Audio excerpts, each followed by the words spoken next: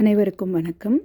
அடுத்ததாக நம்மளோட பரிசோதனை முறைகளில் நம்மளோட உடலின் மொழியை வச்சு நம்ம எப்படி சொல்கிறது, ஒரு நோயாளியோட உடலோட தன்மைகளை வச்சு உடலோட மொழியை வச்சு நம்ம எப்படி அவர்களுக்கான இந்த மாதிரி நோய் தொந்தரவுகள் இருக்குது அப்படிங்கிறத நம்ம இப்போ பார்க்க போகிறோம்.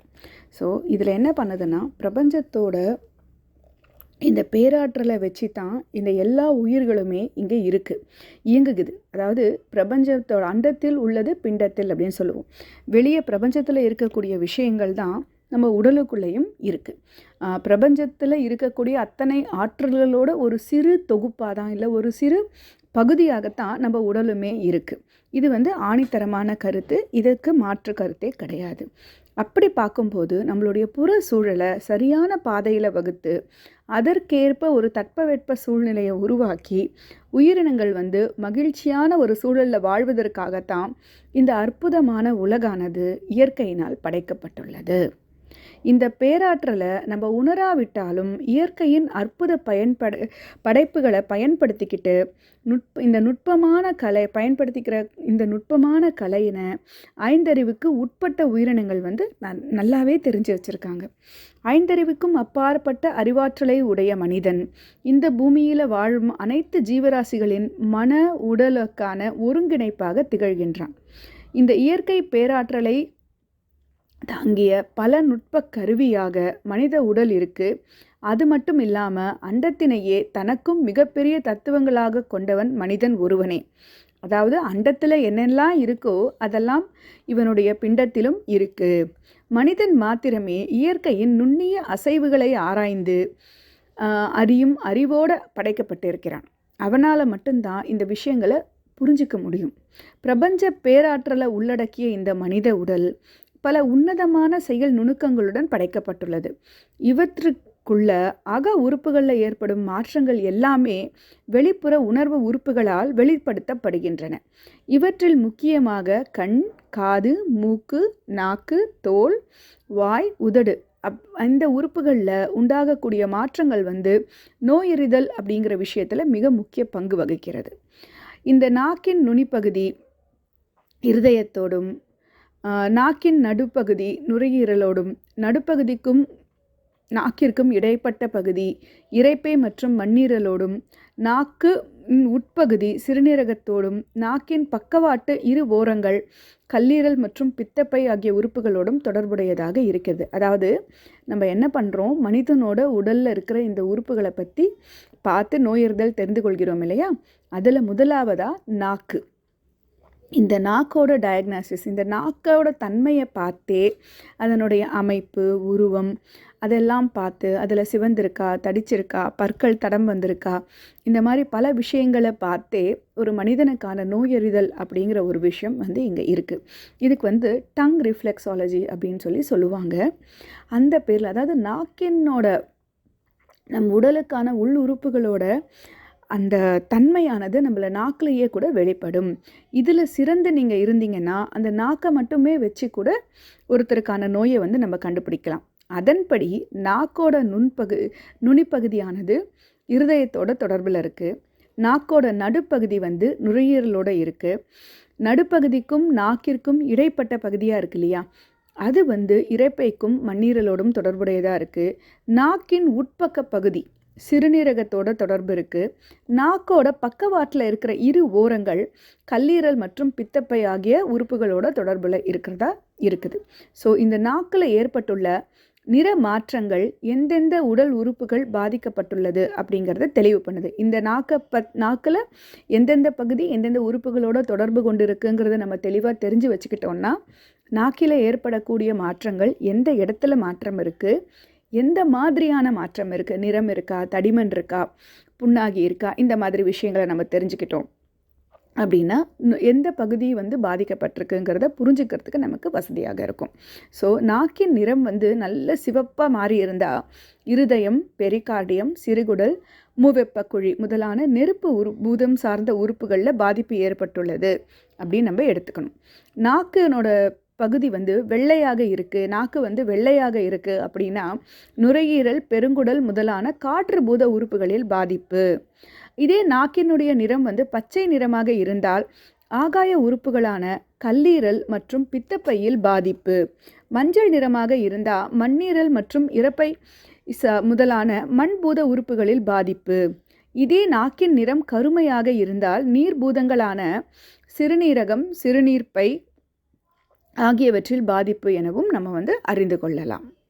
அதுக்கு அடுத்தது காது. காதுக்கான பரிசோதனை முறைகள் அப்படின்னு நம்ம பார்க்கும்போது நீர்பூத உறுப்புகளான சிறுநீரகம், சிறுநீர்ப்பை ஆகியவற்றின் வெளிப்புற உணர்வு உறுப்பாக காது இருக்குது. இந்த காதை நம்ம உற்று நோக்கும்போது அதனுடைய வடிவம் கர்ப்பப்பையில் இருக்கும் குழந்தை போல இருப்பதை நம்ம அறியலாம். நீங்கள் காதை நல்லா உற்று பார்த்தீங்கன்னா கர்ப்பப்பைக்குள்ளே ஒரு குழந்தை எப்படி அமர்ந்திருக்குமோ அந்த சூழ்நிலை தான் இங்கே இருக்கும். இதையே நம்ம காதுகளை எப்படி சொல்லலாம்னா வெளியே அமைஞ்சிருக்கிற மூளை மாதிரியும் அக்குபஞ்சரில் சொல்கிறாங்க. மூளையோட 2 பகுதியாக வெளிப்பக்கம் நீங்கள் பக்கவாட்டில் பண்ணும்போது இருக்கிற மாதிரியும் இருக்குது. அதாவது நம்ம உடம்புக்குள்ளே இருக்கிற உள்ளே அமைந்திருக்கிற மூளை மாதிரி வெளியே இருக்கிற காதை நம்ம ஒரு மூளைன்னு நம்ம சொல்லலாம். ஸோ இதே காதில் சீழ்வடிதல், சிறுநீரகம் மற்றும் சிறுநீர்ப்பை ஆகியவற்றின் பாதிப்பு அப்படின்னு நம்ம எடுத்துக்கலாம். இதே காது இரைச்சலாக இருந்ததுன்னா பித்தப்பை மற்றும் சிறுநீரக பாதிப்பு அப்படின்னு எடுத்துக்கலாம். காது சிவந்திருந்தால் சிறுகுடலில் பாதிப்பு அப்படின்னு எடுத்துக்கலாம். காது மந்தம், வலி ஆகிய தொந்தரவுகள் நுரையீரல் மற்றும் பெருங்குடலுக்கான பாதிப்பு அப்படிங்கிறத நம்ம தெரிஞ்சுக்கலாம். அடுத்ததாக வாய்.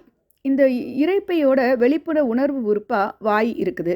இந்த வாயில் ஏற்படக்கூடிய புண் மற்றும் துர்வாசனை ஆகியவை இரைப்பை மற்றும் பெருங்குடலின் பாதிப்புகளால் அறியப்படுகிறது. உதடுகளில் ஏற்படும் வெடிப்பு, வெளிரிய நிறம், வறட்சி இந்த மாதிரி சிம்டம்ஸ் எல்லாமே உங்களுக்கு மண்ணீரலில் ஏற்படக்கூடிய பாதிப்பு, சக்தியின் தேக்க நிலை அப்படிங்கிறது மாதிரி உணரப்படுகிறது. மண்ணீரலோட வெளிப்புற உணர்வு உறுப்பு உதடு தான். அதில் ஏற்படக்கூடிய எல்லா பிரச்சனைகளுமே நீங்கள் உதட்டின் மூலமாக தெரிஞ்சுக்கலாம். அதே மாதிரி உங்களுக்கு வாயில் நாற்றம் வந்தது அப்படின்னா இரைப்பை பெருங்குடல் சார்ந்த தொந்தரவு. வாயில் புண் ஏற்படுது அப்படின்னா இரைப்பையும் குடலும் சார்ந்த தொந்தரவு. வாய்க்குள்ளே உங்களுக்கு ஈர்கள்லையும் பற்கள்லையும் தொந்தரவு இருக்குது அப்படின்னா சிறுநீரகம் சார்ந்த தொந்தரவு இருக்குது. உதடுகள் கருப்பு நிறமாக இருக்குது அப்படின்னா உங்களுக்கு ஹீமோகுளோபின் அளவு, இரத்தத்தின் அளவு குறைவாக இருக்கலாம், இல்லை இரத்தம் அசுத்தம் அடைந்திருக்கலாம் அப்படிங்கிறத எடுத்துக்கலாம். வாயிலையோ உதடுகளோ வீக்கம் இருந்தால் மண்ணீரலில் பாதிப்பு அப்படிங்கிறத நம்ம உணர்ந்து கொள்ளலாம். இதுக்கு அடுத்ததாக நம்ம என்ன பார்க்குறோம்? தோல். தோல் அப்படிங்கிறது உடலோட கழிவுகளை வெளியேற்றுறதுல மிக முக்கிய பங்கு வகிக்கிறது. தோலில் ஏற்படக்கூடிய நிற மாற்றங்கள், வாசனை, மச்சங்கள், தடிப்புகள் இந்த மாதிரி விஷயங்களை வச்சு நம்ம என்ன நோய் அப்படிங்கிறத பார்க்கலாம். இந்த தோல் அப்படிங்கிறது பெருங்குடலுக்கான வெளிப்புற உணர்வு உறுப்பாக செயல்படுது. இந்த தோலில் ஏற்படக்கூடிய வெண்புள்ளிகள் நுரையீரலின் குறைபாட்டையும் கரும்புள்ளிகள் சிறுநீரகம் மற்றும் சிறுநீர்ப்பை பாதிப்பையும் உணர்த்துது.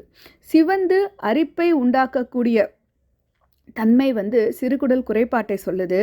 கருஞ்சொரிப்படை, வேலை கட்டி, அரிப்பு கொப்புளம் இந்த மாதிரி விஷயங்கள் மண்ணீரல் மற்றும் பெருங்குடல் பாதிப்பினை உணர்த்துகின்றன. வியர்வையில் ஏற்படக்கூடிய துர்நாற்றம் பெருங்குடலின் கழிவுகளின் தேக்க மிகுதியை தான் நமக்கு காட்டுது. தோலில் ஏற்படக்கூடிய வெடிப்புகள் பித்தப்பை பாதிப்பினை நமக்கு உணர்த்துகின்றன. தோலில் ஏற்படக்கூடிய மச்சங்கள் குறிப்பிட்ட சக்தி ஓட்ட பாதையில் தோன்றி அந்த சக்தி ஓட்ட பாதைக்கு தொடர்புள்ள உறுப்புகளோட பாதிப்பை மிக தெளிவாக நமக்கு உணரச் செய்கிறது. அடுத்ததாக மூக்கு.